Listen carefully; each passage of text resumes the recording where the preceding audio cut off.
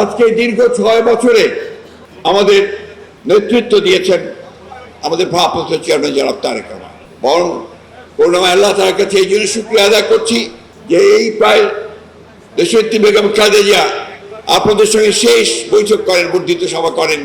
আপনাদের নিশ্চয়ই অনেকেরই মনে থাকার কথা, হোটেল লা মেরিডিয়ানে কারাগারের যাওয়ার আগের মুহূর্তে তিনি সেই সভা করেছিলেন এবং সেখানে তার বক্তব্যে তিনি স্পষ্ট করে বলেছিলেন যে আমি হয়তো আপনাদের মধ্যে থাকবো না, হয়তো এই ফ্যাসিস্ট সরকারের কোপানোর পরে আমাকে কারাগারে যেতে হবে, কিন্তু আপনাদের আমি নির্দেশ দিয়ে যাচ্ছি, অনুরোধ করছি যে আপনারা গণতন্ত্রকে পুনরুদ্ধার করবার জন্য আপনাদের এই আন্দোলন আপনারা কখনো বন্ধ করবেন না।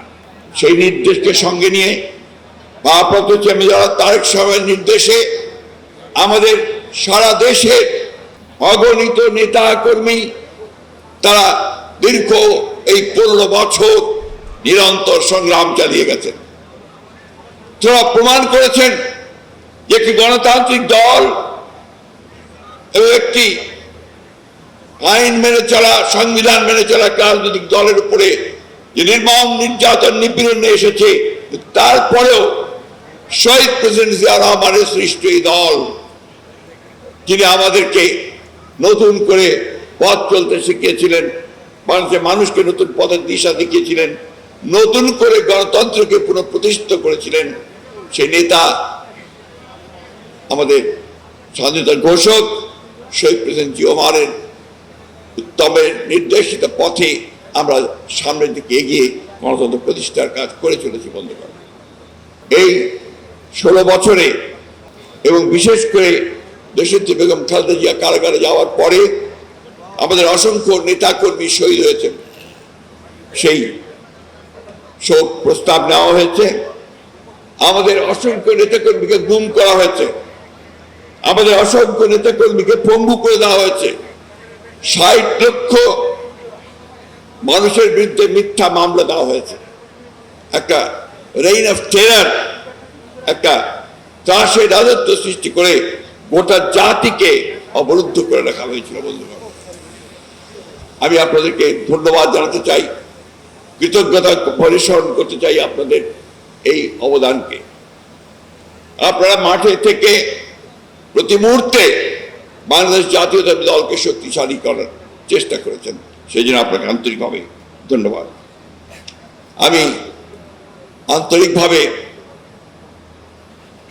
শ্রদ্ধা জানাতে চাই এই গণতন্ত্রকে পুনরুদ্ধার করার আন্দোলনে আমাদের যে সমস্ত নেতা কর্মী প্রাণ হারিয়েছেন, বিশেষ করে জুলাই আগস্টের এই যে উত্তাল আন্দোলনে, গণ অভ্যুত্থানে যারা শহীদ হয়েছেন ছাত্র জনতা, তাদের সকলকে শ্রদ্ধা জানাচ্ছি।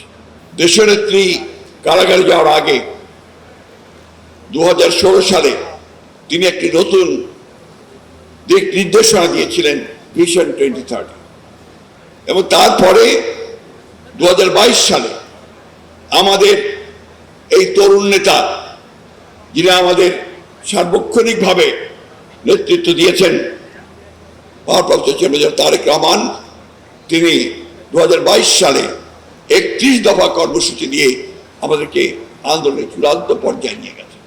এবং ইতিমধ্যে আপনারা সবাই জানেন যে বাংলাদেশের বাম এবং ডান যতগুলো রাজনৈতিক দল আছে, সংগঠন আছে, গোষ্ঠী আছে, তাদেরকে সকলকে একত্রিত করে 1 দফার আন্দোলন, হাসিনা হটাও আন্দোলন, ফ্যাসিবাদের পতন করার আন্দোলন, গণতন্ত্রকে ফিরে পাওয়ার যে আন্দোলন, সেই আন্দোলনে তিনি নেতৃত্ব দিয়েছেন।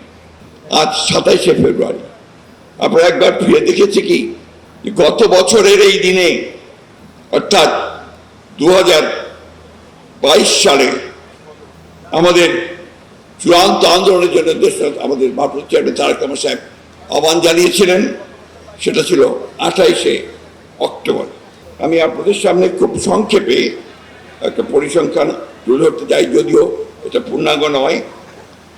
গুম খুন, আমাদের গুম কমিশনের যে প্রতিবেদনটা বেরিয়েছে আপনার অফিসিয়ালি, সেই প্রতিবেদনে দেখা যাচ্ছে 15 বছরে গুম ও হত্যা নির্যাতনের অধিকাংশ ঘটনা ঘটানো হয়েছে সরকার প্রধানের নির্দেশে। গতকাল আমি কথা বলছিলাম একজন সদস্যের সঙ্গে, আমরা তো বলি 750 জন, অর্থাৎ আমাদের কাছে যে সমস্ত ইনফরমেশন এসেছে, কিন্তু এই গুম হচ্ছে প্রায় 1700। এখন পর্যন্ত তাদের কাছে যে রিপোর্টটি এসছে সেই রিপোর্টে 1700 মানুষ গুম হয়ে গেছেন, যেটা বাংলাদেশের মানুষ অতীতে কখনো পর্যবেক্ষণ করেনি। আমরা দেখছি আপনার ল্যাটিন আমেরিকার দেশগুলোতে এই গুম খুন হতে 2009 থেকে 24 সাল পর্যন্ত আমাদের এই সময়ে আমাদের হিসাব অনুযায়ী 677 জন, তার মধ্যে ইলিয়াস আলী সহ আমাদের এমপি সহ তারা আছেন। হত্যাকাণ্ডের শিকার হয়েছেন প্রায় 2289 জন। বিচার বহির্ভূত হত্যাকাণ্ডের শিকার হয়েছেন প্রায় 2000-এর উপরে মানুষ। আমি এই পরিসংখ্যানগুলোর কথা এই জন্য উল্লেখ করছি যে আপনারা দেখেছেন যে কি পরিমাণ ত্যাগের বিনিময়ে একটি লিবারেল ডেমোক্রেটিক পার্টি বিএনপি তাকে তার গণতন্ত্রের জন্য, জনগণের অধিকার আদায়ের জন্য সংগ্রাম করতে হয়েছে। আমরা দেশের মানুষ অনেক আশা ভরসা নিয়ে 5ই আগস্টের পরিবর্তনের পরে ফ্যাসিস্ট হাসিনা দেশ থেকে পালিয়ে ভারতে আশ্রয় নেওয়ার পরে আমাদের দেশের অবস্থার পরিবর্তন হবে। অতি দ্রুত দেশে জনগণের ভোটাধিকার ফিরিয়ে দেওয়া হবে এবং জনগণ তাদের ভোটাধিকার প্রয়োগ করতে পারবেন। প্রয়োগ করে তারা তাদের প্রতিনিধি নির্বাচিত করতে পারবেন এবং গণতন্ত্রকে তার অভিষ্ট লক্ষ্যে পৌঁছানোর চেষ্টা করবেন। গণতন্ত্রের চর্চা হবে। কিন্তু আমরা দুঃখের সঙ্গে দেখছি এখনো এখন পর্যন্ত সেই লক্ষ্যে আমরা সুস্পষ্ট নির্দেশনা পাচ্ছি না। ইতিমধ্যে আপনারা জানেন দেশের অর্থনীতির অবস্থা অত্যন্ত শোচনীয় এবং দ্রব্যমূল্য বৃদ্ধি পাচ্ছে, আইন শৃঙ্খলার পরিস্থিতির অবনতি হচ্ছে, ক্রমান্বয়ে শিক্ষা অঙ্গনগুলো বিশেষ করে বিশ্ববিদ্যালয়গুলোতে শিক্ষার কোনো পরিবেশ থাকছে না। আর মারাত্মকভাবে আমরা দেখছি যে এই ভূখণ্ডের বিশেষ করে অবিভক্ত বাংলার যে সমস্ত বরেণ্য বিজ্ঞানী সাহিত্যিক যারা আমাদের এই ভূখণ্ডে অর্থাৎ পূর্ব বাংলার ভূখণ্ডে পূর্ব বাংলাদেশে যাদের জন্ম হয়েছিল তাদের নামগুলোকে বাদ দিয়ে এখন কোনো কোনো বিশ্ববিদ্যালয়ে প্রতিষ্ঠানগুলোর নামকরণ করার চেষ্টা করছি। যে আমরা ফ্যাসিবাদকে তাড়িয়েছি, শেখ হাসিনাকে তাড়িয়েছি। আমরা এখন অপেক্ষা করছি আমাদের জনগণের যে আশা আকাঙ্ক্ষা, আমাদের দলের প্রতিষ্ঠাতা শহীদ প্রেসিডেন্ট জওয়াহরলালের যে স্বপ্ন, একটি আধুনিক সমৃদ্ধ বাংলাদেশ রূপান্তরিত করবার, সেই গণতন্ত্রকে বিঘ্নিত করার জন্য, তাকে বাধা প্রদান করার জন্য আজকে একটি গোষ্ঠী, একটি মহল বিভিন্নভাবে চক্রান্ত শুরু করেছে।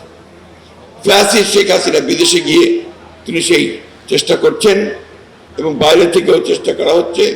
একই সঙ্গে দেশের অভ্যন্তরীণ অবস্থায় কিছু কিছু ব্যক্তি গোষ্ঠী তারা ভুল ব্যাখ্যা দিয়ে জনগণকে বিভ্রান্ত করার চেষ্টা করছে। যে আমরা অনেক ত্যাগ স্বীকার করেছি, আমাদের ইতিমধ্যে অনেক মানুষ চলে গেছেন, আমাদের ভবিষ্যৎ অনিশ্চিত হয়ে আছে, আমাদের অনেক যুবক ছেলেরা তারা চাকরি পায়নি, আমাদের অনেক নেতা কর্মী তারা পালিয়ে ঢাকায় এসে রিক্সা পর্যন্ত চালিয়েছেন। সেই অবস্থায় আমাদের যে লড়াইটা আমরা করেছি 15 বছর, সেই লড়াইকে বাস্তবে রূপ দিতে হলে, তার পরিণতিকে আনতে হলে আমাদের আজকে ধৈর্য ধরে অপেক্ষা করতে হবে। আমরা নিশ্চয়ই এমন কিছু কাজ করব না যে আমাদের দলের সুনাম ক্ষুণ্ণ করবে এবং আমাদের যাত্রাকে ব্যাহত করবে। আমি দৃঢ়ভাবে বিশ্বাস করি যে বাংলাদেশ জাতীয়বাদী দল সব সময় পরিবর্তন এনেছে, পরিবর্তন নিয়ে এসেছিলেন, সংস্কার করেছিলেন প্রথম শহীদ প্রেসিডেন্ট জিয়া রহমান, এরপরে করেছেন দেশনেত্রী বেগম খালেদা জিয়া, আর এখন করছেন আমাদের জনাব তারেক রহমান। আসুন আমরা আমাদের সেই নেতা, আমাদের প্রতিষ্ঠাতা, আমাদের স্বাধীনতা ঘোষক, তিনি যে স্বপ্ন দেখেছিলেন সেই স্বপ্নকে বাস্তবায়িত করার জন্য, দেশনেত্রীর আপসীর নেতৃত্ব গণতন্ত্রকে প্রতিষ্ঠিত করবার জন্য এবং আমাদের নেতা জনাব তারেক রহমানের সবার আগে বাংলাদেশ এটা প্রতিষ্ঠা করবার জন্য একযোগে সবাই কাজ করি। এটাই হোক আমাদের আজকের এই অধিবেশন থেকে সিদ্ধান্ত।